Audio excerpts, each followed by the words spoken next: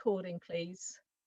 Thank you. Right, so we're on now. So this is welcome to Transition Chesterfield and Chesterfield Climate Alliance's Zero Carbon Transport event. I'm Lisa, I'm chairing today, and we've got three fantastic speakers talking about zero carbon transport. But just to put it in context, transport is responsible for around a third of Chesterfield's and Derbyshire's carbon emissions, and road transport and cars are the main contributors to that. So although electric cars are essential, they are not sufficient, because over the next 10 years, the vast majority of car mileage will be by petrol and diesel cars. So we need to use our cars less, and we need to shift to more sustainable transport modes like walking, cycling and public transport. So we've got three fantastic speakers today. I'm really excited. Each one's going to speak for about 10 minutes. I may take one or two very specific questions after each speaker, but we'll retain most of the questions until all the speakers have finished. If you'd like to ask a question, please type in the chat Q and then your question, and we'll take them in chronological order. And feel free to put comments in the chat as well. And as I said earlier, this is being recorded, so if you don't want to be shown on the recording, you know, you can turn your video off. So first speaker today is Alex Forrst, who is Senior Programme Manager Rail of Sheffield City Region Combined Authority. And Alex is going to cover the restoration proposal for the Barrow Hill line between Sheffield and Chesterfield to allow passenger services to use the current freight route. And this is going to link existing communities with limited public transport to employment hubs. So Alex, would you like to start sharing your screen, and the floor is over to you. Thank you. And you can unmute yourself as well.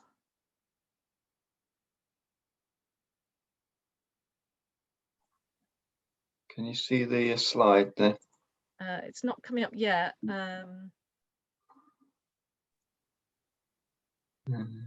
you pressing share screen? Yeah, let me try again. Yeah, try that again. There, it's something. Yeah, there we go. If you want to put it on presentation slideshow. Okay, thanks. As you said, it never works quite the same in the real session as the practice. Good morning, everybody. As Lisa said, I'm Alex Forrst. I work for Sheffield City Region. So here in my professional capacity this morning. Just a quick introduction to the Sheffield City Region. I'm sure most of you have heard of it. It's a combined authority covering the 4 South Yorkshire authorities. And until quite recently, it also covered Chesterfield and other parts of North Derbyshire and Nottinghamshire as well. But they've recently had to decide to leave Sheffield City Region because they were given the decision to only be in one sort of local economic partnership, and they decided to stay in the Derbyshire and Nottinghamshire one. So we do work closely still with North Derbyshire and Chesterfield in particular, particularly on this project. And so this is a good example of a cross-boundary project that we're working on. So Sheffield City Region has a strong industrial heritage, and because of that, it had a large, extensive rail network to serve the coal mines and other industry in the area. A lot of that still remains, but some of it is not in use at the moment for passenger services. Some of it's still in use for freight, as with this Barrow Hill line that I'm going to talk about. So one thing we did look for when we were looking at reopening lines was where the existing freight lines are. Those are some of our economic and transport plans that we use to sort of guide our policy. So we've got a transport strategy, we've got an integrated rail plan as well, which I'll show you an excerpt from in a moment. We've got there's various local plans and various technical studies that we've also had done on this particular issue. So this is an excerpt from our integrated rail plan that we published in 2019, which is available on the website of Sheffield City Region, and that included 3 maps showing a range of schemes that we want to deliver over the next 5 years, or at least start investigating over the next 5 years. And this Barrow Hill scheme is one of the ones that we're investigating at the moment. So it hasn't got sort of any approval to proceed at the moment, but we are developing the business case for it. You can see it highlighted in the purple box at the bottom, along with a number of other lines that we're looking at reopening. So, for example, the Sheffield to Stocksbridge line just north of Sheffield, and also one from Barnsley to Wakefield and one from Doncaster to Nottingley that we also bid for. So this scheme that we bid for is the Barrow Hill scheme, which is the existing freight line between Sheffield and Chesterfield that serves a number of communities in North East Derbyshire and Chesterfield. Whittington, can't quite see the map, there it is. So Whittington, Staveley, Barrow Hill, Eckington, Renishaw, Killermarsh, and then going into Sheffield as Bayton, and then Waverley is a new station that we're proposing to serve the new housing development on the Orgreave coking plant site, and that's on the existing Lincoln line into Sheffield. Then there's a potential station at Nunnery Square where the tram, super tram, would connect with the railway, and then we're looking at whether we can take the trains into either Sheffield Midland or reopen the old Sheffield Victoria station, and it may be a combination of the two. I'll come on to that in a moment in more detail. This station used to have passenger trains until about 1963, when all the stations closed on the line, and since then it's only been used for freight, but it's quite intensively used by freight, and I think there's about 2 trains an hour going through there, and it's a 2-track railway that's been well maintained, so that's one advantage of trying to reintroduce a passenger service on this line. The line is still intact and well maintained. So the proposed scheme would be to allow passenger services to use this line and reopen the stations that I've just mentioned listed there. We'd look at reopening them on the existing, on the previous sites, but we are perhaps considering whether there's a better alternative site nearby. Problem with some of those station sites is that they're quite a long way from the communities that they serve, but that's just because of the nature of the railway. That doesn't quite go through the settlements, particularly at Eckington, but also Killermarsh is just outside the village, and Staveley as well. There used to be a branch line into Staveley as well, as you probably know, which is shown on that map, but is no track exists at the moment on that one. And then this shows some examples of the sort of density of population that it would serve. So it's a fairly rural area, but there are some higher density communities along the line, particularly as you come into Sheffield.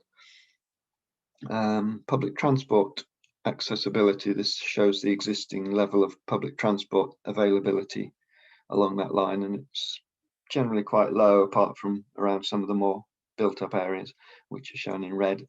The less dense public transport is shown in yellow, I think. Or is it the other way around? No, I think it's the other way around. Yellow is the more dense and red is less dense. So as people may know, there's very little public transport in this area, and what little transport there is generally very infrequent buses that take a long time to get anywhere, particularly into Sheffield or Chesterfield. So there's quite high car dependency in these communities, even though a lot of them have relatively low car ownership levels. So it serves quite a few deprived communities along the line, areas that need better transport to get to jobs and opportunities in the cities, onward connections also to places beyond Sheffield and Chesterfield. So it would use the existing bus network to connect with it as well.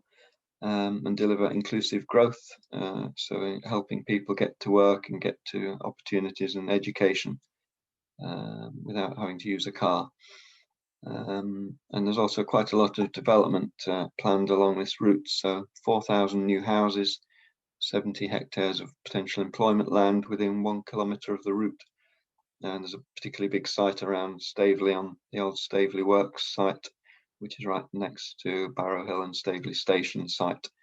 Then there's a lot more development planned next to Waverley as well, and other places have some housing planned as well. The route could also encourage further development as well. So that's the sort of details of the population within 1 kilometre of the stations.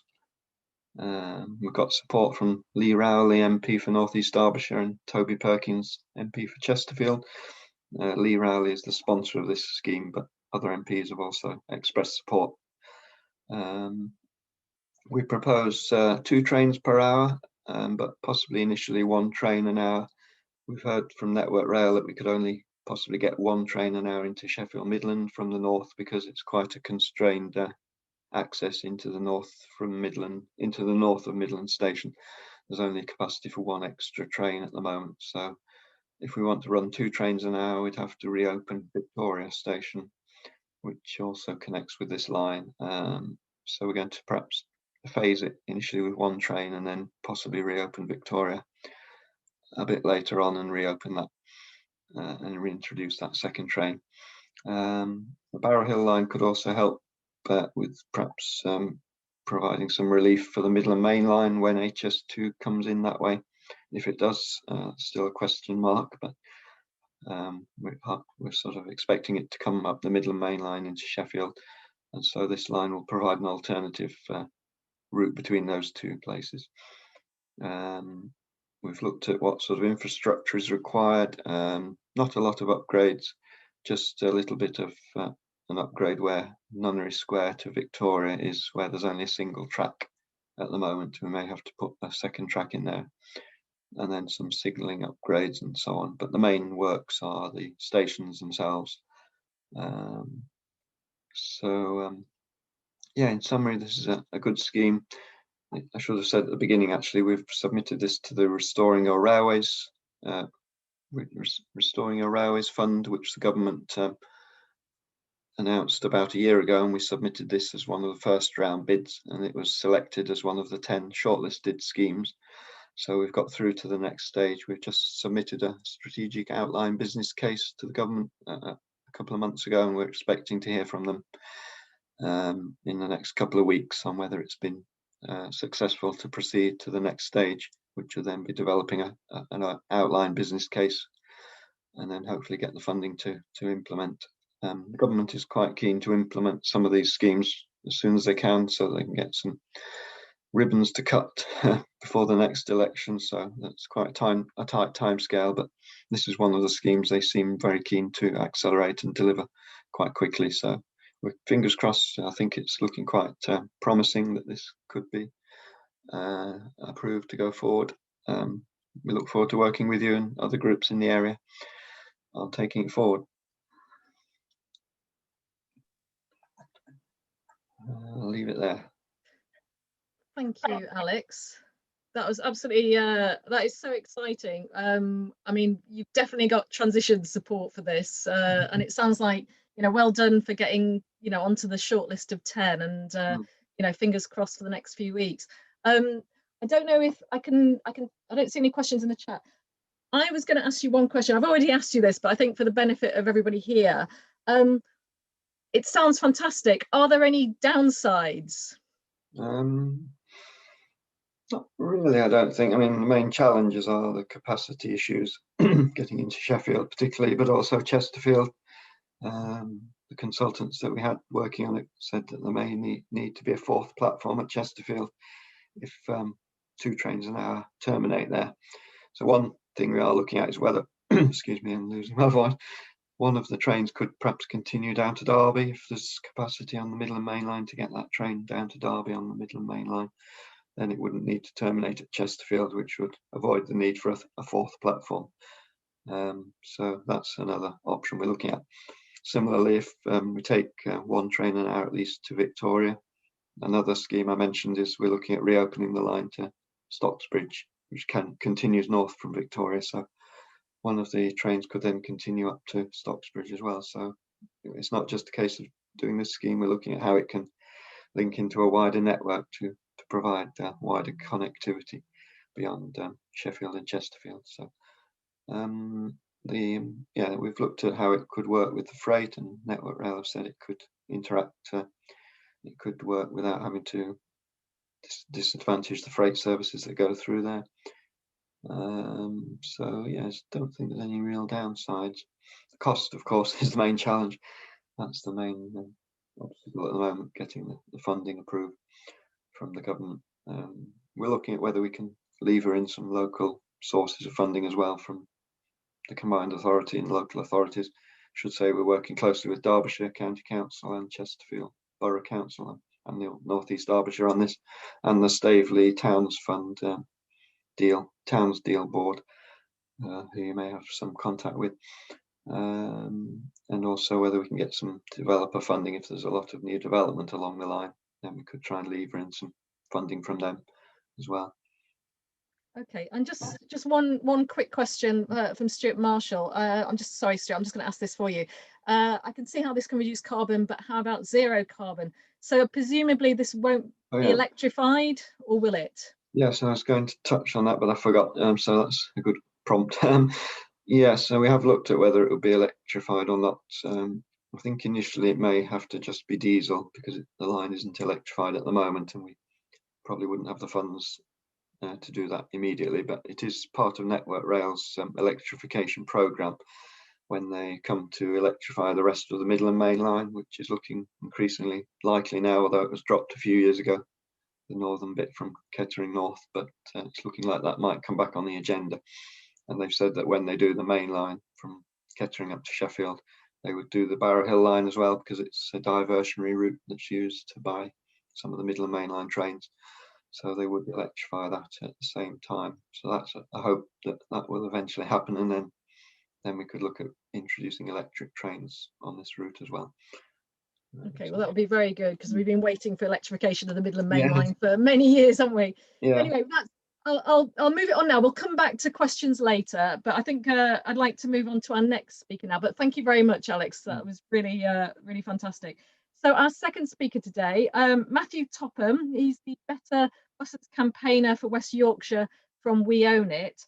And We Own It, for many of you probably have heard of them, they aim to end privatisation and win public services that work for people, not profit. So Matthew works as a part of a coalition of activists campaigning to bring West Yorkshire's buses under public control.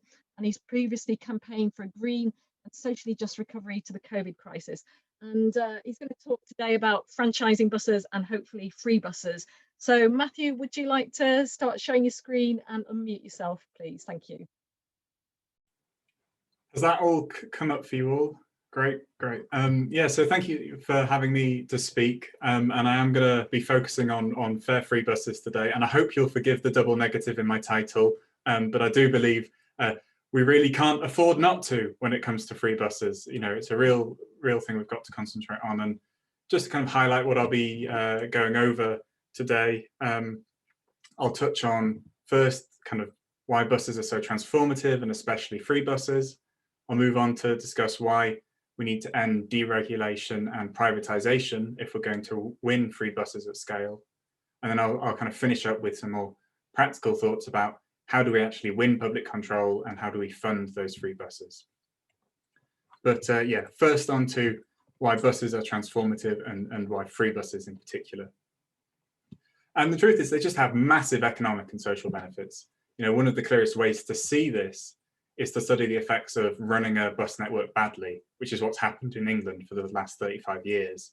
And what it does is it stops people accessing employment, it limits young people's educational opportunities, it increases isolation for older people. And finally, one of the biggest things perhaps concerning us here today is that it pushes people into car ownership at a time when we desperately need to be reducing our carbon footprint. And the thing that has kind of shifted people into cars the most is the fact that the bus network is deregulated. And that means that the network's routes, fares and standards are set by private companies. And it allows them to cherry pick just the most profitable routes where they kind of extract all the value from the fares there. And they set up these effective monopolies where they've got no competition. And that allows them to hike fares. And we've seen inflation busting price rises over the last 35 years. And it allows them to axe routes. And so it's kind of no wonder that people aren't using the bus anymore. And in Yorkshire, where I am, after deregulation over the last 35 years, bus use has gone down by 60%. That's such a dramatic drop. And it reflects this shift to car use that we've discussed already. But making buses free at the point of use will not only help reverse that decline in bus use and help people shift away from using cars, but it will also put money back in people's pockets, reducing poverty, and it will also give people more money to spend in the local economy. So it's actually probably quite a good idea as we try and bounce back from COVID to allow people to have free transport so that they can spend more in the local shops. And there are, some local examples of the power of free buses quite close to home. So the free city or free town buses that operate in Wakefield, Dewsbury and Huddersfield, where I am in West Yorkshire. And the evidence shows that they've led to increased shopping trips. So as I say, we've got hard evidence that free buses are actually meaning that more money is spent in the local economy. But they also have those important social benefits because we're seeing that people with disabilities or parents of young children are saying, we're able to make journeys we wouldn't otherwise be able to make because of those free buses. But this is actually a picture repeated around the world. So kind of roughly 100 towns and cities worldwide are operating free buses. And they show a really interesting picture that removing fares is this really powerful tool to boost bus use. And a really popular example is Dunkirk, where in 2018, they made bus use free. And 1 year later, trips were up 85%. It's a really massive improvement. And importantly for the climate, half of new bus users had previously been driving, and 1 in 10 had sold their second car. So, we've got this hard evidence that free buses really do have an impact on the climate system. But I'll just move on to that second point, why I think that if we're to win free buses at scale, we need to end deregulation and privatization. And so, we've commented earlier that the bus service is run as a for-profit service. And if we remain under the current deregulated system, the bus companies just aren't going to shift to free fares. And that's kind of obvious, isn't it? Because they've got to turn their profit. But because they control the network rather than local authorities, we will only see a wholesale move to fare-free buses when the network itself is under public control. Rather than this kind of wild west of individual companies that are trying to do the best for themselves. But you may be confused because earlier I mentioned West Yorkshire's buses were both deregulated and we had some free buses. So what's going on there? Well, under the current system where lots of communities aren't served by the commercial operators, local authorities can pay through a contract for operators to fill those gaps, and these are those so-called tendered services you may be familiar with. And that's how they have been paying for these free buses in my part of the world. But if all services were to become free in this way, all services would be run under contract, and that effectively is what public control is. So when I say we can only win fare-free buses when we shift to public control, it's just kind of inherent in how we see it's already operating. But actually around the world, public control is the most common way for networks to be run. And it involves those routes, fares and standards I was talking about earlier being set by the local transport authority, not the private operators. And really it's just the regions of the UK that tend to have this odd system of deregulation.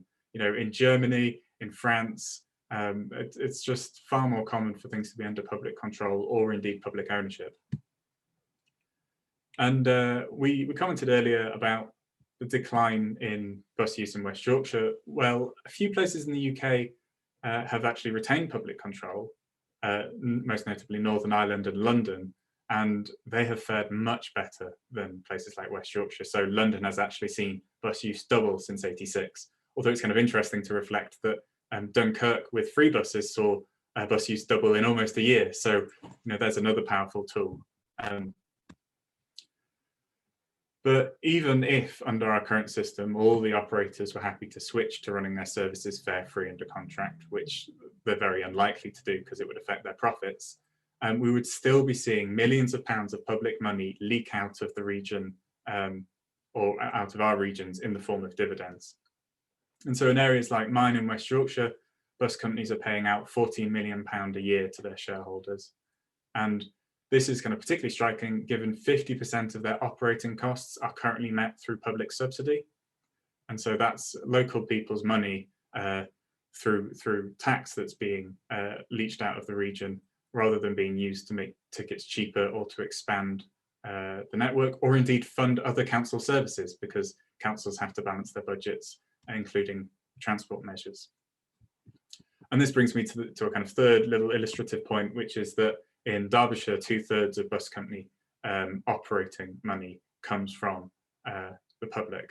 And I'll touch back on the power of that later. But kind of to summarize that second point, fundamentally, if we're to win free buses, we must bring the network and the private operators under public control to make it work. So on to the final point of kind of how do we do that?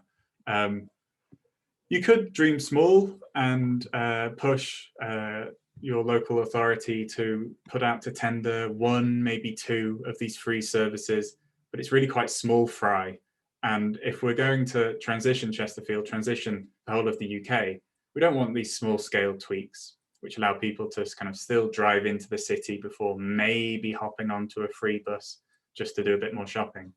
What we need to do is change the whole system so people can get as near as door to door as possible on public transport.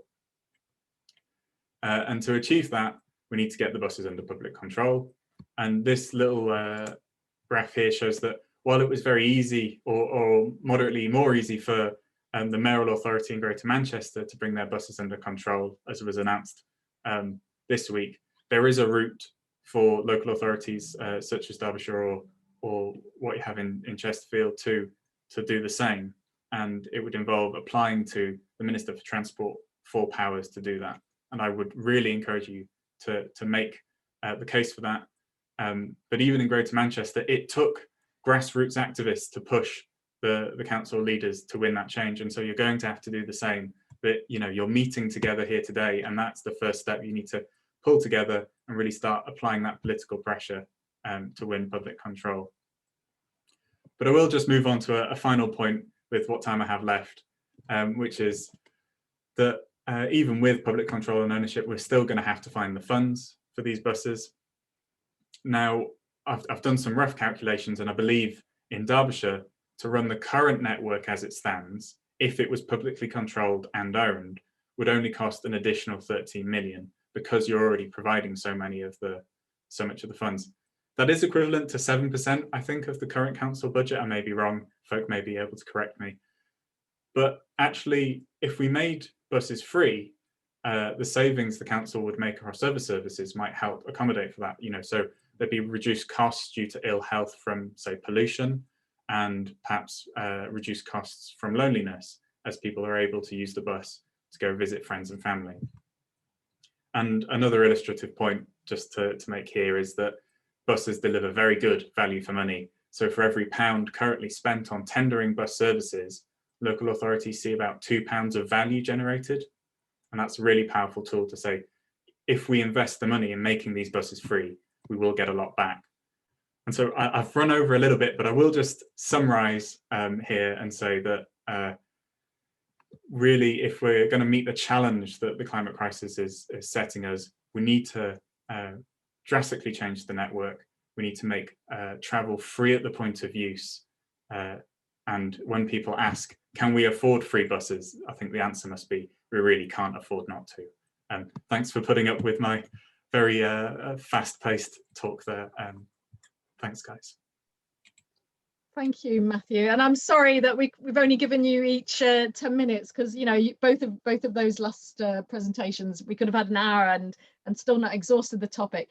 That's a fantastic call for action there to Chesterfield. I think we need a we own it as they did in Greater Manchester, with great success, as you said, with the announcement last week. And quite striking, 2/3 of Derbyshire's buses operating costs are coming from the public purse already. And public transport is a public service. It shouldn't be a for-profit service. And the other important point, of course, is the integration of buses and trains, because as Alex pointed out, if a train station's a little distance from a community, you need a bus service to connect. And we all know there's absolutely no integration between buses and trains at the moment, when we've got a free-for-all deregulated system. So just wondering if I'm just going to quickly check for a quick question for Matthew. We'll take one question. Sorry. Graham, do you want to ask a quick question? Graham Law. Graham, do you want to unmute to just ask your question very quickly? Yes, Matthew, have you looked at whether the planning system can be used to ensure bus services for new housing, retail and employment areas are set up right from the first occupation of these new developments? So I haven't looked into planning system as associated with new housing developments, but there's the fundamental thing with this deregulated network is that the bus companies are able to cherry pick the most profitable routes, and they can just run those themselves.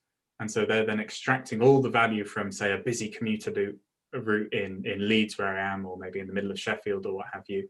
But they then go, oh, it's not very profitable to run a quieter service linking up, particularly in the evening or at weekends, a new housing development with somewhere else. We're not going to run it. And then the council has to step in and try and fund that. But the councils have very limited budgets at the minute.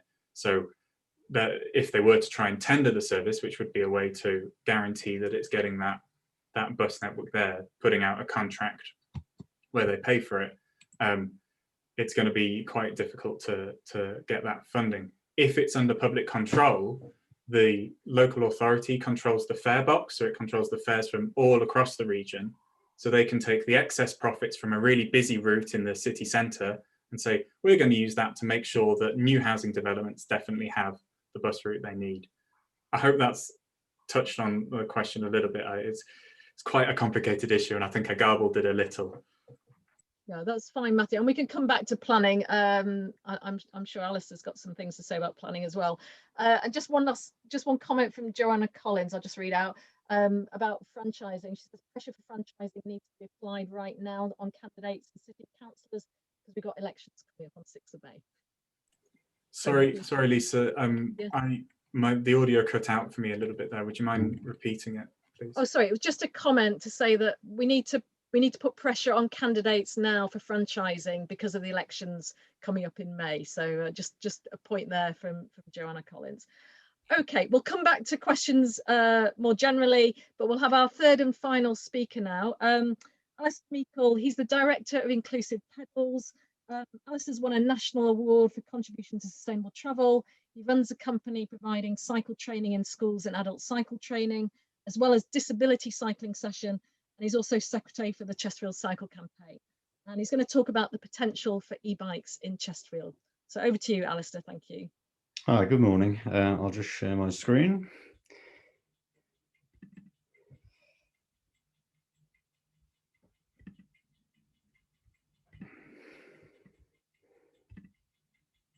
So, okay. Right, okay. So I think I don't know if anybody here has got an e-bike or has used an e-bike, but just to sort of give a bit of background, the e-bikes in this country and Europe are limited to, or should be limited to 15.2 miles an hour.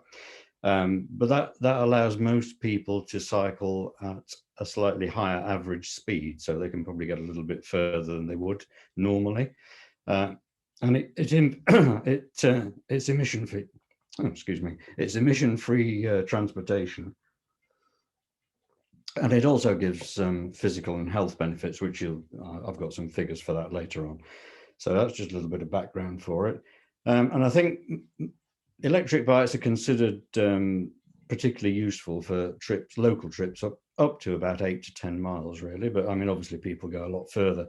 And I'm going to talk about the potential for cycle tourism with electric bikes around Chesterfield as well. Now, there was a recent research project in the Netherlands which lent electric bikes to people who hadn't got electric bikes, and they found there that people didn't necessarily go any further on the bikes, but they used bikes a lot more. But maybe that's because people are just used to going in the local area, I don't know. But everybody seemed to be pretty happy with them, and they said they were going to continue to use them for a long time. Now, in the Netherlands, electric bikes now account, these are 2020 figures, but I've seen some more recent figures which say that electric bikes are now accounting for more than 50% of sales, which is really interesting. I think part of the thing with Holland and Germany and Denmark is that people are actually used to paying more for bicycles, I think, and so they see the extra cost of an electric bike as not such a significant thing, whereas I think in this country people tend to just buy the cheapest bikes they can and then see that an electric bike costing £1,500, £2,000 is a hell of a lot of money.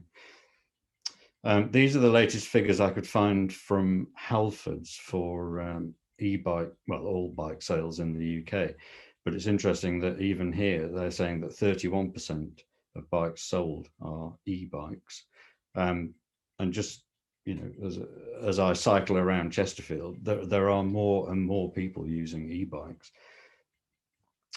Now, Chesterfield's got a great potential for cycle tourism. I'm going to show you a bit of the Cycle Derbyshire map shortly, which will show that. But of course, we're, as many people will know, we're a bit constrained by hills, especially to the west, where there's quite a climb to get over the hills to the Peak District, and also to the east to a certain extent, going over towards Bolsover. We've got the river corridors running, the river and canal corridor running north, alongside the railway line past Barrow Hill, actually, and also going south. It's not so bad going south. So this is a map of, this is the Derbyshire cycle map, which is just about to be republished, actually. So that shows mainly off-road routes, and you can see how there are some really good loops to the east of Chesterfield being created. There's particularly the one going out to the archaeological way. That's a really good 40-mile loop, which is almost traffic free. There's only about 3 to 5 miles that's on road even now, and there are plans to stop that bit and make that traffic free as well. And then those other loops through Bolsover and Arkwright Town, there are plans to link all those up. Of course, what's missing, as you can see, is a route out to the west, out to the Peak District. But anyway, we'll maybe come to that later. And that's just overlaid that map on the topographical map, and it just shows some of the places of interest, tourist places around Chesterfield. There's a whole load of places which are actually more or less on the cycle network. So I think there's a really good potential for cycle tourism, and if people are using e-bikes, then it's going to be they're going to think it's much easier. Of course, we've got an excellent train service in Chesterfield in normal times, with trains going all over the country, which is really good. Now, more locally, this is the Chesterfield cycle map, and I think we're fairly typical for towns of our size in this country of the sort of cycle network we've got. There's a sort of network, but it's a bit unconnected and involves going on bits of road where maybe people don't really want to cycle. But what we really need, you know, the people say that the greatest fear of using bikes is fear of traffic. And so what's really needed is a proper connected cycle network where when people need to cycle into areas where there's lots of traffic, then they need protection to make sure that people feel safe. Now, over the last few years, there's been quite a lot of infrastructure built in Chesterfield, and at the moment there's a potential for a new east-west route, or certainly an upgraded and partly new east-west route, which might provide a lot of that sort of protection, which would be really useful.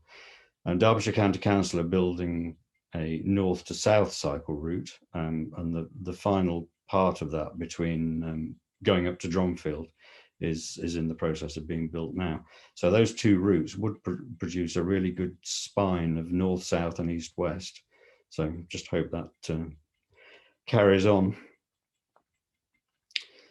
Now, around the town, the town centre is partially pedestrianised, and there's a real potential for using electric cargo bikes. Now, you can carry so much cargo on an electric cargo bike. It really would make a difference to do that. And we've got some new rail parcels services. I don't know if people are aware of this, but parcels trains more or less stopped years ago, but now there are companies starting them up again. I don't think there's one planned for our route from London, but if those are successful, I'm sure they'll carry on. And there's a new cycle hub going to be built at Chesterfield Station shortly. And I just think that's a really good way that things could be linked up. Parcels coming off trains, being taken around the town by cargo bikes. It'd be fantastic. And, you know, it was relatively simple to do. Now, I'm involved, as Lisa said, I'm a director, which sounds a very great title. We're a very small social enterprise in Chesterfield, and we do all sorts of cycling things. And we've just started our first electric bike project, which is cycling without age. And we've just bought this trio bike, it's called, from Denmark, which is electric. And it's a project which volunteers take out less able members of society for a local cycle ride. It's a project that was started in Denmark quite a few years ago, and it's spread all over the world now. There is a similar one in Sheffield, there's one in Leeds, there's one in Brighton, there are quite a few around. But we've been raising money to try and buy this trike, which is hugely expensive. And the final part of that was a grant from Chesterfield Borough Council. And so it arrived about a month ago, and we've been testing it on routes around the town. And just after Easter, we'll be starting to take out our volunteers. We've got about 15 people who have volunteered to use it. And we've already started making connections with assisted living groups and care homes. And we hope that's going to be really successful. Now, we've tried this on some of the steeper climbs around Chesterfield, and we bought the higher powered version of this, and it's great. It works really well, and it's just very easy to get through. There are one or two places where staggered barriers on routes won't allow us through at the moment, but if the east-west route gets approved, those barriers are going to be removed, so that'll extend our range. And I'm very excited to say that Derbyshire Community Health Service, we're now working in partnership with them, just about to start an electric bike loan scheme for staff. So we're just about to take delivery of 10 e-bikes, and DCHS have got about 4,000 members of staff in Derbyshire, and those members of staff are going to be able to borrow 1 or 2 e-bikes for 2 weeks at a time, which we'll deliver and give them a little familiarization ride, and then we collect it from them 2 weeks later. And then, of course, DCHS run the cycle to work scheme, so they're hoping then that more staff will buy an e-bike, which is fantastic news. We're also partnering, well, we're working towards another large employer in the Chesterfield area as well that might do a similar thing. So I think that would be fantastic. If we can get people out on them and people realize how useful they are, then I think we'll see more and more people using e-bikes. So there we are. That's more or less mine. Thank you. Thank you very much, Alastair. So I think what you've shown there is just, you know, how huge the potential is for even hilly Chesterfield.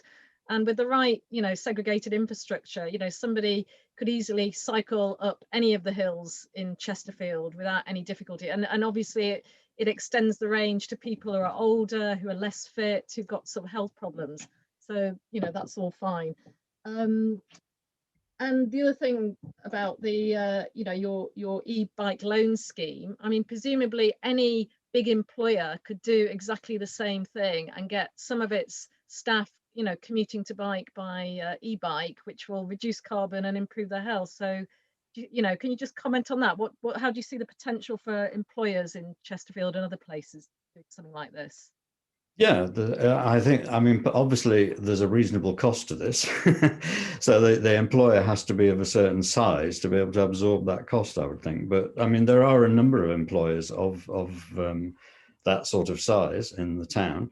And there's no reason why it couldn't be extended to all of those. I mean, there's obviously a one-off cost with buying the bikes, and then there's a potential ongoing cost to replace those bikes or replace the batteries or whatever. But depending on how often, I mean, the DCHS scheme is they've decided that their staff can borrow them for 2 weeks at a time. Now, that's going to mean quite a turnover in bikes. Of course, you could have a smaller scheme where you maybe loaned it out for a month at a time. So then you wouldn't need so many bikes and it could be cheaper to do. But yeah, the model that we've got can be adapted to any size company, really. Maybe just one bike would be enough. Okay, thank you. Fantastic. So we've got trains, buses, free buses, e-bikes. You know, all of these are solutions that are available. Well, not available now, but they're within our reach. You know, and we just have to campaign for them or push for them, or you know, try and you know, persuade our council to take them up. So I'm going to open the floor now for general questions. I'm going to go through them in chronological order, and even if questions have already been answered in the chat, I'm going to ask the person to ask the question and the presenter to respond for the purpose of the recording. So sorry, just going through. So Dave Fuchs has got a question about metro rail tram. Dave, would you like to just ask? And I'm going to have to ask Alex to respond. There's Dave. If you can unmute Dave. Oh no, you're having trouble. Shall I ask the question for you then? No, looks like Dave's having problems unmuting there. Okay, Dave, don't worry, I'll ask the question for you. So David says, I like the idea of Sheffield Victoria. Oh, I'm back. I'm back. He's on. Go on. I'm sorry, Lisa. It's these touch screens. Yeah. These. I'm touching it. Nothing's happening. I actually wanted to make a different point, which is that I absolutely desperately love my bus pass, and the reason is not because it's free, but because it's easy. You can get on any bus. A bus comes along, you can get on it. You don't have to spend a week looking at routes and working out whether you need a saver, a super saver, a saver plus, a weekly saver, a Derbyshire Wayfarer plus, which gets you to somewhere, and then you find out it's a different company coming back. So you've got to get a one from an Oyster or an Oyster Plus, or grab a child and take them along with you. And as for trying to take your bike, you know, I wouldn't mind paying at all for my bus pass, but it's just that a free bus means you can get on it. And if you can't get back that way, or if something takes your fancy, you can go back a different route. It's just easy. So sorry to usurp my question, but that struck me as a lot more interesting, really. Okay, well, I'll just get Matthew to Matthew. Do you want to respond to that about the ease of fares and things? Definitely. I mean, it's a really fantastic point, and it's one of the really powerful things about changing how the bus network is run. You know, so as you say, it's so complicated now. There's all these different ticket types. When I was at university, I went to the University of York. If I wanted to go do my shopping across town, I'd get on the bus and it would be busy, it would be loud because they're these old chugging buses. The bus driver would be wanting to get off. I didn't know what was the cheapest ticket to buy. And so in the end, I would often just end up walking because I couldn't be doing with the stress. A specific example of how busy it is, in one transport corridor in Leeds, there are over 100 different ticketing options. You know, how are you meant to know that you're getting the best value for money? It's ridiculous. And this is where public control comes in.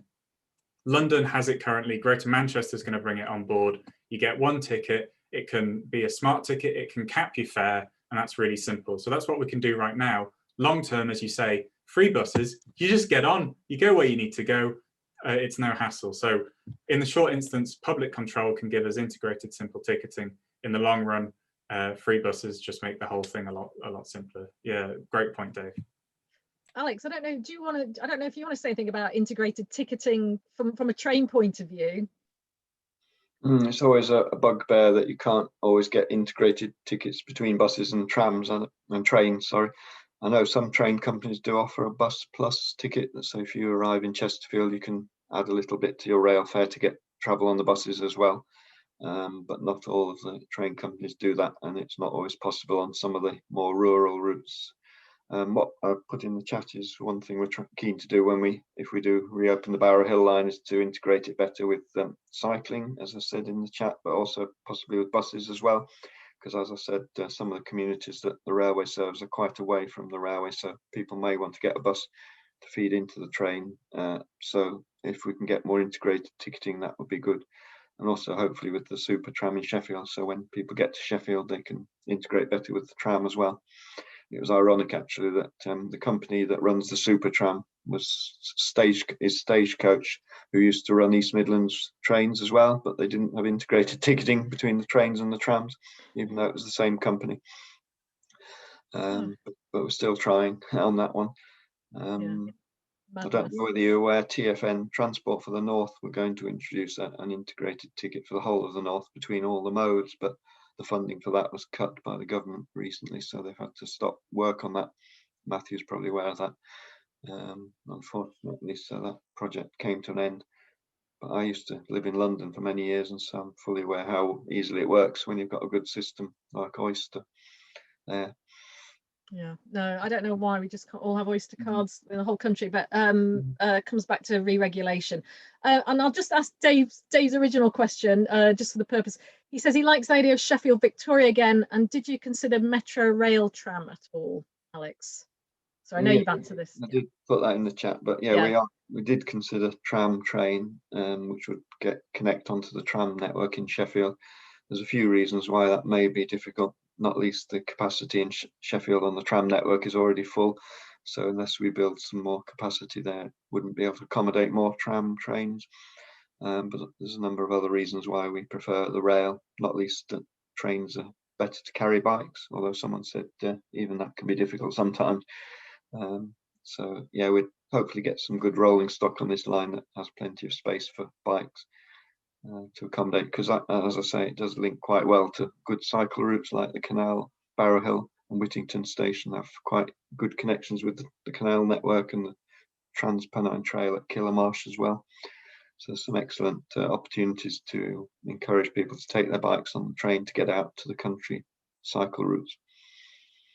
Okay, so, thank you. But yeah, tram train hasn't been ruled out yet, and it's part of the mix that we are going to consider a bit more at the next stage.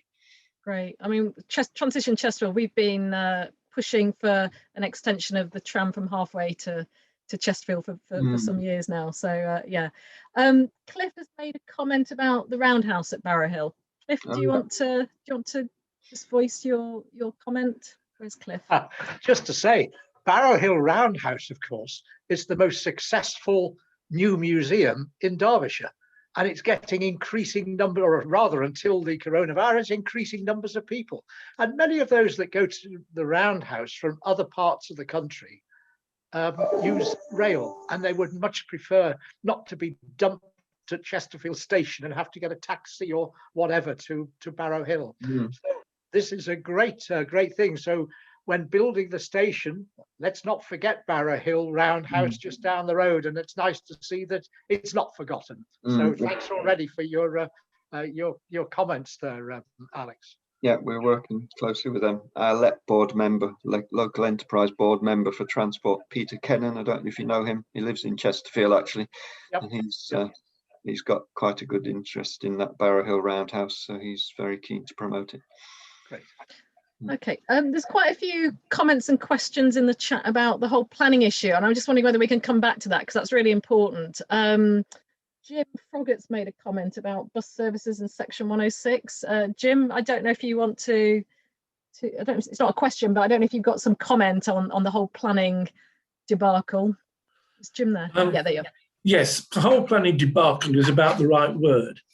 As it regards to bus services, though, generally bus new developments arrange for bus service to operate for a period of about 5 years. The problem there is that they're introduced at the beginning and then they're taken off as soon as the place gets full and people might start using them.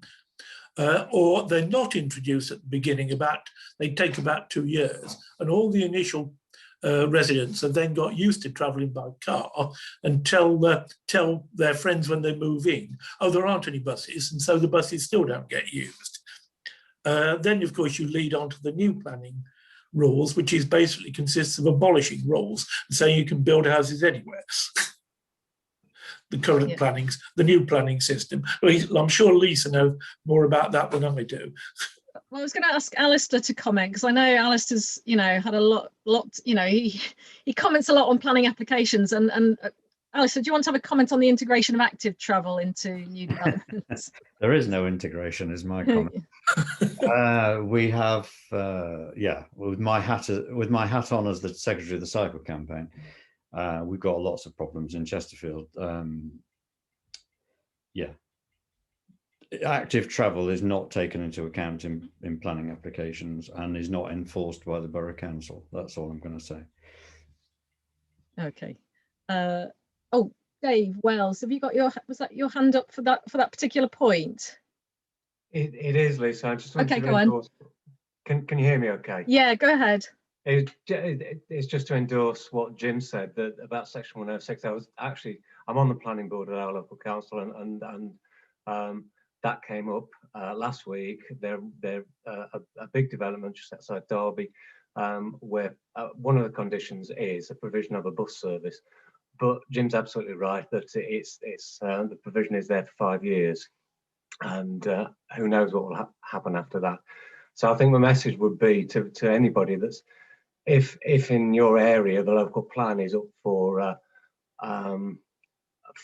being updated in any way, get involved in it and make sure that the local plan actually has these provisions in it, these requirements in it.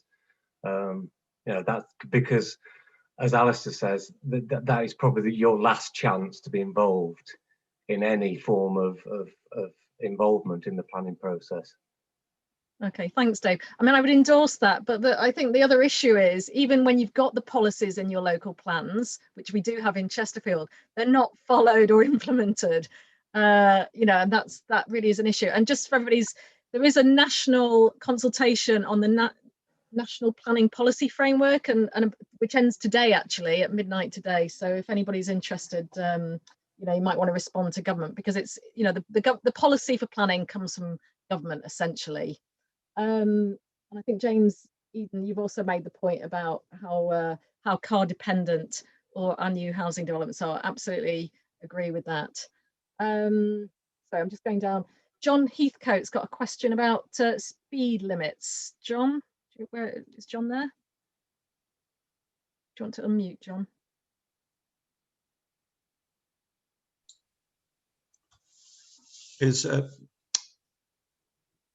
Yeah, I can hear you, John.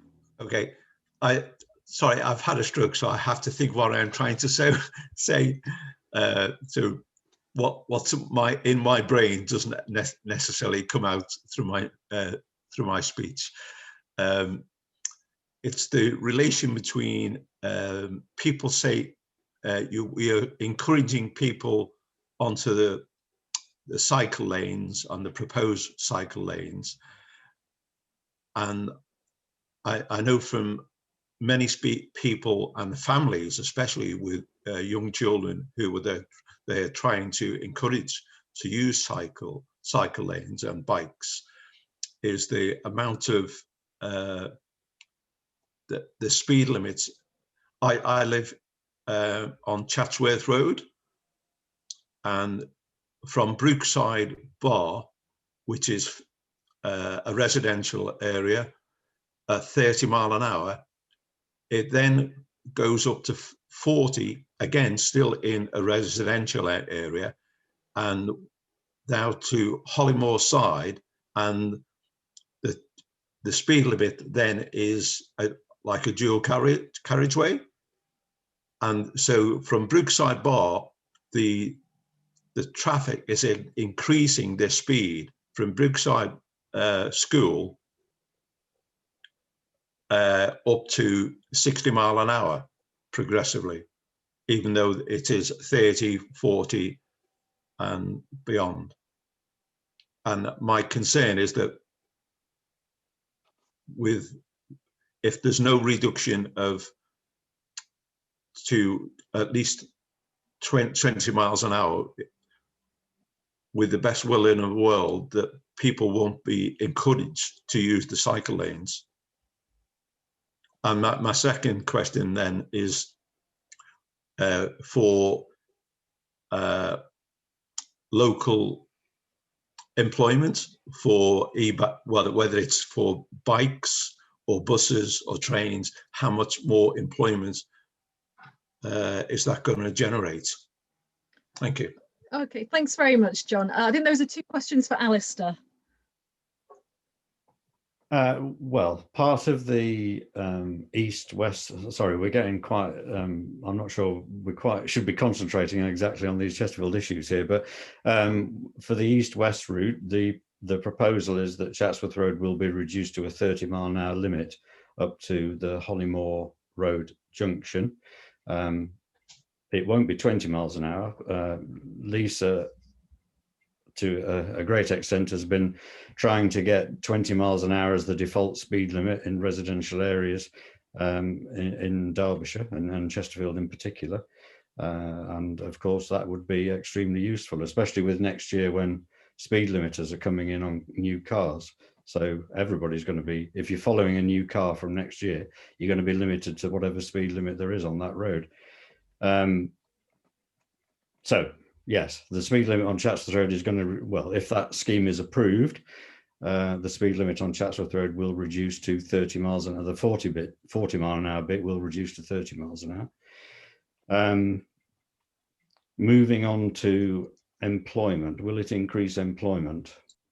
Well, that's difficult to say really, but there are a number of areas of Chesterfield, you know, that suffer great deprivation, and if people can move around easier by public transport and by bike, whether it's an e-bike or an ordinary bike, then I think that does help people to get jobs. Whether there are the jobs there for them, that's not really something I can control or we can control. Answer the question? I don't know really. There was a local e-bike manufacturer in Chesterfield. I think they've moved, but there is potential for more e-bike manufacture, and I think there was a very good. They were an assembler rather than a manufacturer. They were bringing parts in from China or wherever, but yes, they were based at Sheepbridge. They're now at Thoresby Hall in Nottinghamshire. But the people that run the company live in Chesterfield. They're very proactive. Okay, and just to mention, there was a very good TUC report about greener jobs that said if you want to create jobs, build cycle lanes, don't build roads. They create many more jobs per £1 million invested. Question for Wendy about back to trains on HS2. Wendy, would you like to ask your question? Yes, perhaps it was a bit provocative, but I was just thinking about the capacity at Sheffield station, that if we didn't have HS2 landing there, would we be able to have capacity for more local trains, and would that release money for electrification?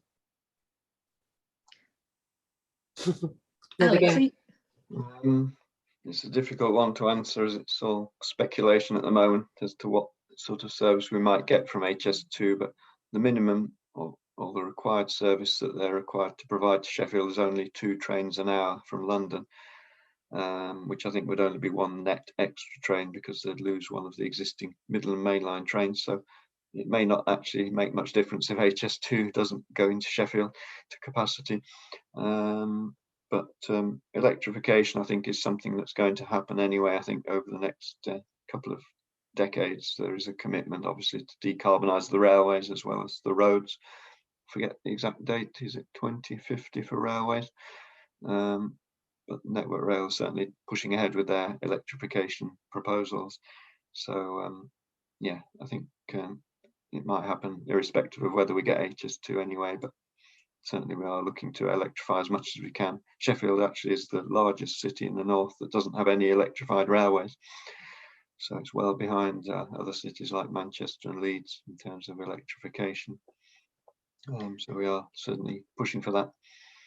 And I think it's worth pointing out that even a diesel train and a diesel bus are still lower carbon than you know, if you're going to transfer from petrol or diesel car. And I think sorry, there was a question earlier from Stuart Marshall about zero carbon buses as well. Matthew, I don't know if you've got any thoughts on, you know, electric buses or hydrogen buses or whatever. Yeah, definitely. Didn't, you know, there was limited time, so I didn't have space to cover those in the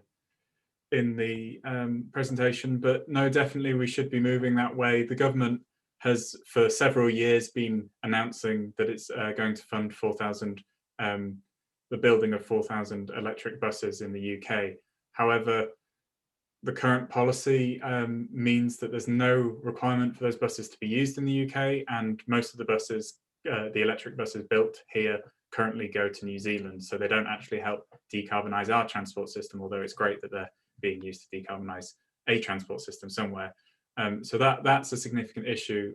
We've got 2 plants that build electric buses in West Yorkshire, and it would be great if some of those buses could be being put onto our roads here to help do that. And also perhaps we could be expanding capacity so that it's not a zero-sum game of either New Zealand gets them or we get them, but actually we can just be building enough so that everyone has that option.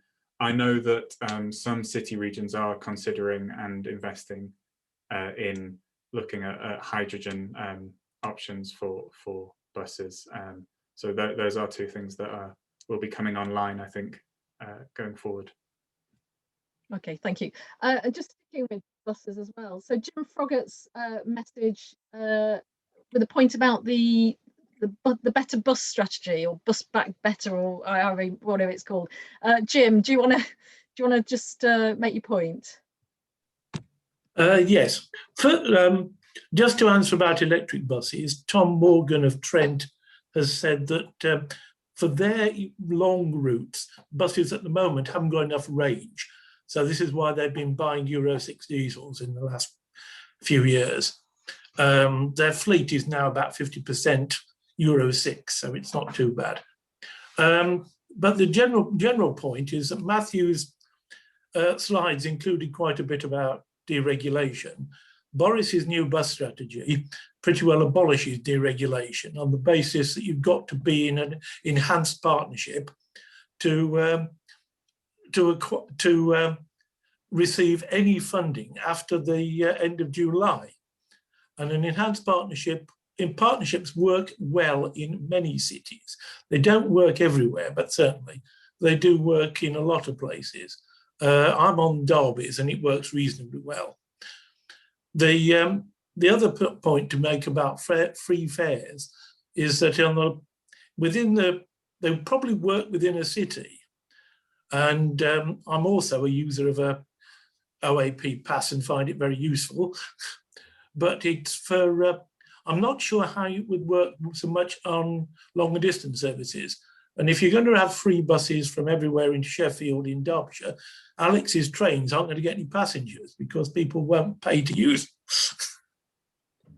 You need integrated fares rather than free fares, I think. And also Manchester's not a good example of franchising. There's all sorts of problems with it, having written about a 6-page critique and response to their consultation, okay, which I won't go into. All right, thanks, Jim. I know you've got a lot of experience on buses. So Matthew, so the point is about the new bus strategy. Does that blow deregulation out of the water? And you know, can free fares work outside of cities? So Matthew, do you want to just? No, great, and thanks for raising that. It's interesting. So the government strategy both says that they want to end the fully commercialised market, and so they sound like they do want to end deregulation, but enhanced partnerships actually really don't, and that was made clear in the legislation that generated enhanced partnerships. refers several times to how they're not re-regulation light, they are something else, and they operate within the current deregulated system. Kind of work by the group Centre for Cities goes through and compares the benefits that you get on the powers you get under enhanced partnerships and franchising, and you get significantly more power and control and benefit from franchising. And so while enhanced partnerships can deliver some things, there are a lot of barriers against them. So you've got to get a large number of operators on board. That takes a lot of negotiation, it takes a lot of power. It continues the same system that we've got currently, where there's horse trading between the local authority and the bus operators. So while the government likes to frame it as the end of deregulation, it actually kind of perpetuates what we've got currently. And we've been able to form some forms of partnership for the last 35 years, and still we've seen areas like West Yorkshire declining by these massive amounts. So they are better than nothing, but they are a far cry away from what we need, which is really to be bringing the network back under public control. And if Lisa, would you mind reminding me of the second point? Yeah, it was about free fares. Jim says, you know, they work well within a city, but what about long distance or rural areas? You know, we were talking about CPRE earlier. No, very interesting point, and it is true that the main places that they've been operated currently are cities and towns around the world. The point about whether these are, if buses become free, it's going to cause them to compete and decrease footfall on kind of more arterial lines going into cities on trains. I don't know whether that's quite true. Maybe you've seen some evidence about it, but I must say I would rather get on a speedy train to go into the inner city than sit on a bus. And I think if we can have the buses that are bringing people in from a more dispersed network of houses to these clear arterial lines that are faster going into the city, I think that will work. But perhaps there is a risk of competition between a cheap train network and a free bus network. But I think local authorities would definitely need to be weighing that up. I hope that starts to address your question there, Jim. I think it's also worth pointing out that Dunkirk, which was one of the examples that have introduced free buses, it's a town of a very similar size to Chesterfield and a very similar demographic. It was culturally very attached to the car, and they brought it in. They didn't bring it in for environmental reasons. They brought it in for social reasons, so people could get to work and get around the town easier. You know, great if we could have that in Chesterfield. Alex, I don't know if you've got any thoughts about, you know, if we have free fares of buses, is that going to compete and take people away from trains, or do you think that the two are, could work together? I don't think there's a lot of competition, because trains tend to be used for longer journeys, as Matthew said. So trains better at longer journeys and getting right into the city centre quicker. So I don't think there's a lot of overlap in terms of competition. I don't know how well Holly's new service is doing between Sheffield and Manchester, which was introduced sometime during the lockdown, so not the best time, but there's a new service over the Snake Pass, in case anyone doesn't know, which sort of competes with the Hope Valley line, but takes about twice as long probably. But it's interesting. I think there is a role for the bus, but generally it is feeding into trains and getting people to stations, that sort of thing. If I might come in and just follow up with a kind of summary point of what I said earlier, we need transport as a whole across all modes, public transport as a whole across all modes, to be run as a public service that's, as folk have said several times, is integrated, makes it easy to get door to door without needing a car. So it's a holistic approach where all the modes are working together that we really need to be pursuing. Sorry to cut in there. No, that's fine. And also add in, it's not just public transport, but also, bikes and walking, accessibility to stations and to bus stops and everything. And of course, that is the absolute norm in most parts of Europe. It's only England's an absolute aberration in terms of public transport outside London, really. Sorry, I don't know if there's any more questions in the chat. I'm not seeing any, but if anybody's got any, please, and I've missed them, please wait. Can't see any. I've got a sort of general question. So you know, Matthew, you're from West Yorkshire, Alex, Sheffield City region. You know, we're in Derbyshire. A lot of people on the call are probably in Derbyshire. You know, it's a two-tier authority. You know, and they haven't historically had the same funding resources. They haven't got the capacity of Manchester or Sheffield. You know, how can we move some of these issues on? You know, getting a better, more integrated transport system when our local authority is so hollowed out, basically, and the funding pots are so, you know, they're not isolated. You know, we're spending 93 million on roads in Chesterfield, you know, and that, you know, that could fund free buses for years. So, you know, how do we start? You know, maybe Matthew, from a sort of campaigning point of view, would you like to comment on that? Yeah, great. Or maybe before I move on to the campaigning point, I'll make a kind of policy point, which is that the Bus Back Better strategy that was announced last week has created some pots of money to help local authorities do this work of evaluating their bus networks. That money can be used to evaluate public control as an option.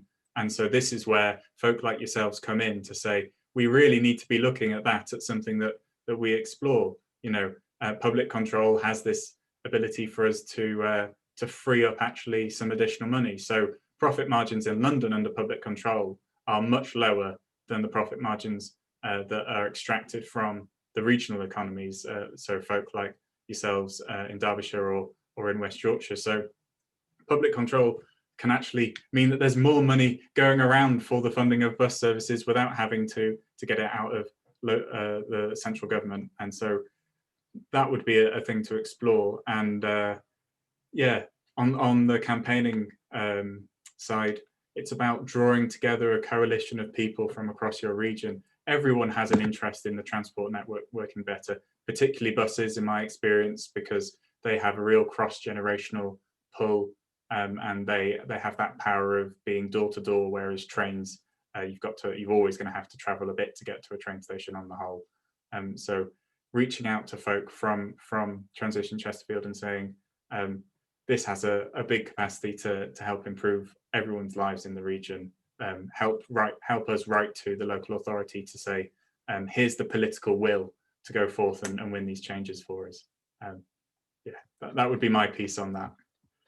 Okay, James, Eden, you've put something kind of connected to that in the chat. Would you like to just, you know, for the purpose of the recording, do you want to just comment on that as well, about the social justice benefits? Yeah, absolutely. I think Lisa's point earlier about Dunkirk and its similarities to the region, that region of northern France, ex-coal mining areas, high levels of social deprivation.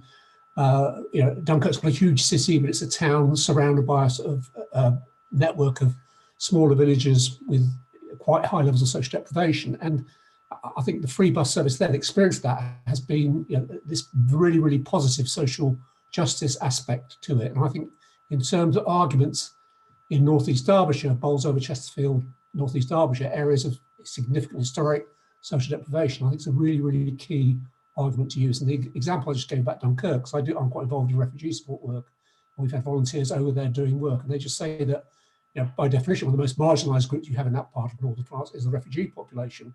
And for them, the free bus service has been a really important aspect in terms of their ability to travel up, also in terms of safety and their security and their ability to be able to, you know, so I think that as a positive social justice outcome of free transport is a really important selling point that we should be arguing with local politicians here.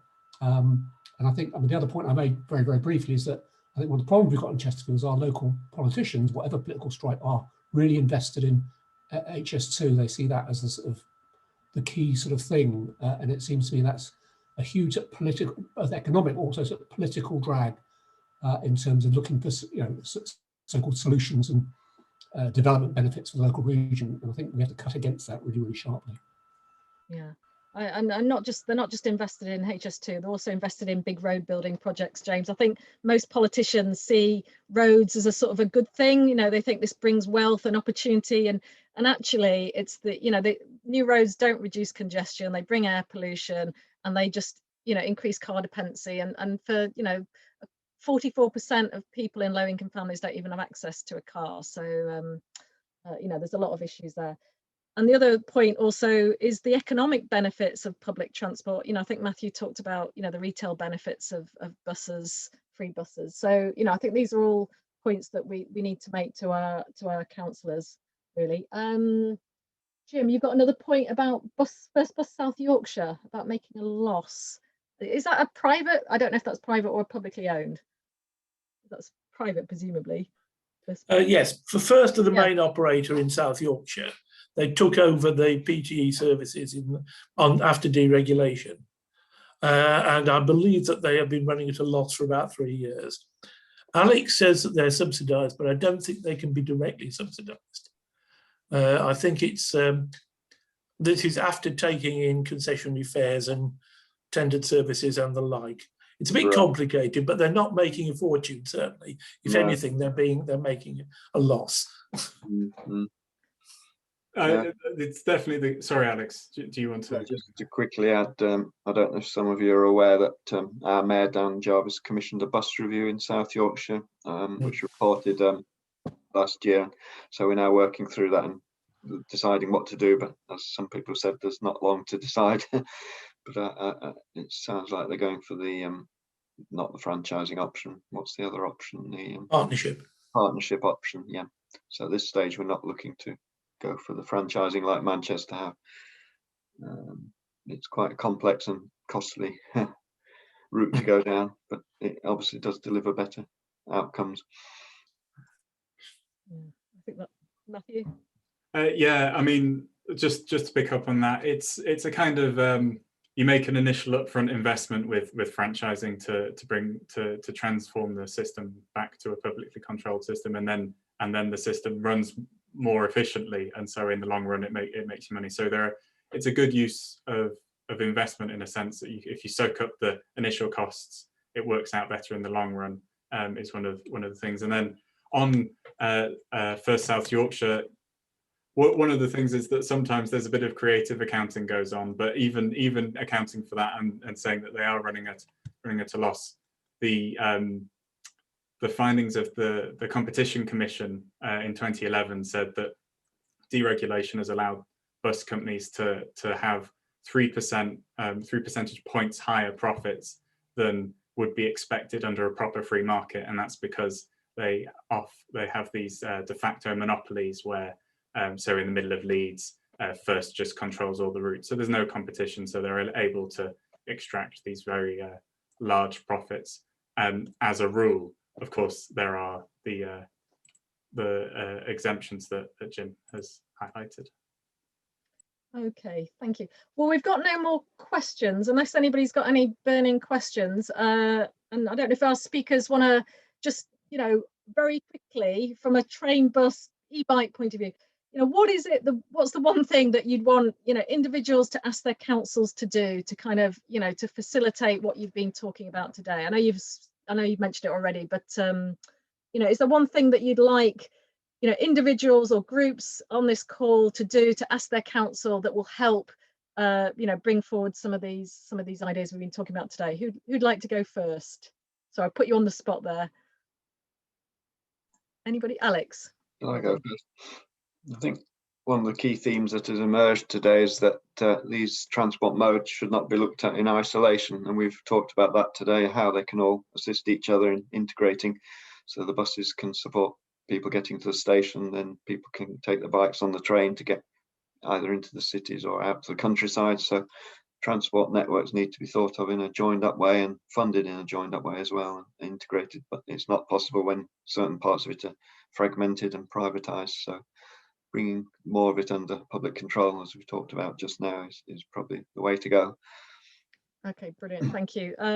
Matthew or Alastair? I'll just come in and echo that. Yeah. You know, if there's one thing that you can do, Derbyshire or your local authority has the power to get in touch with the Secretary of State and ask for these franchising powers, to ask for public control, and it really does have a transformative effect and changes the economics of how the bus network run. It can make it so much more integrated, reliable and cheap.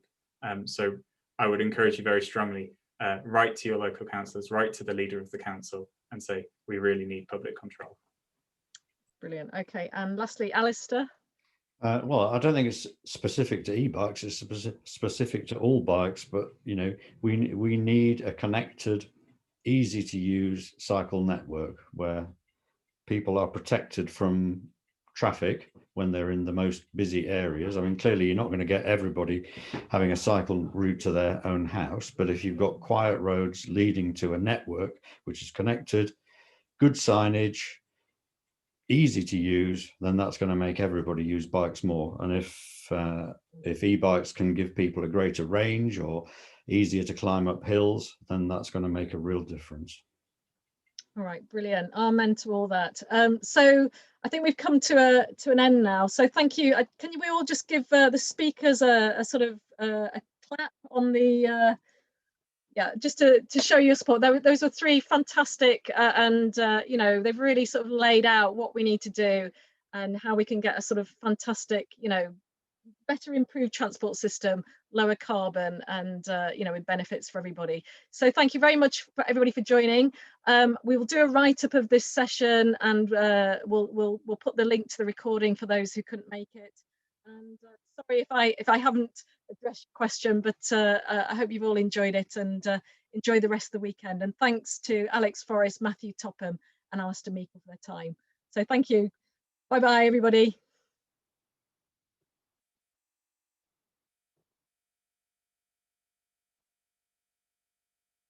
Or you can stop recording, Margaret. Thank you.